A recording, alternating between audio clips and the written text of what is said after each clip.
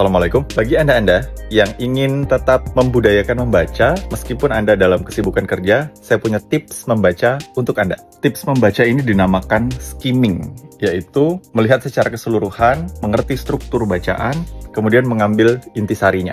Skimming ini bisa dilakukan untuk buku-buku non-fiksi. Karena kalau untuk novel sulit ya, novel kita harus membaca dan mengerti secara keseluruhan. Tetapi kalau buku-buku non-fiksi, nah ini bisa diterapkan. Caranya yang pertama adalah dengan membaca kata pengantar. Biasanya di kata pengantar itu ada dijelaskan tentang ide besar dari sebuah buku. Kemudian yang kedua, melanjutkan membaca daftar isi.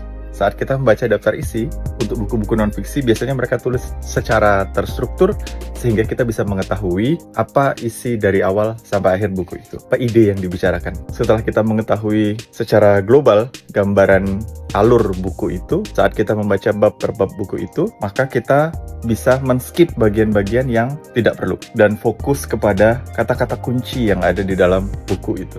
Dan kemudian biasanya di dalam setiap bab itu, pada bagian akhir ada kesimpulan dari isi bab. Kemudian yang terakhir, saat Anda menemukan bagian yang menarik, yang Anda belum pernah pahami, yang sangat menarik bagi Anda bisa berhenti, kemudian pada bagian itu Anda membaca dengan cara lebih detail, dengan tidak men-skimming terlalu cepat. Metode skimming ini sangat membantu, apalagi kalau Anda sudah terbiasa membaca, melihat alur buku biasanya selalu sama, dan apalagi topik yang Anda baca Anda sudah paham.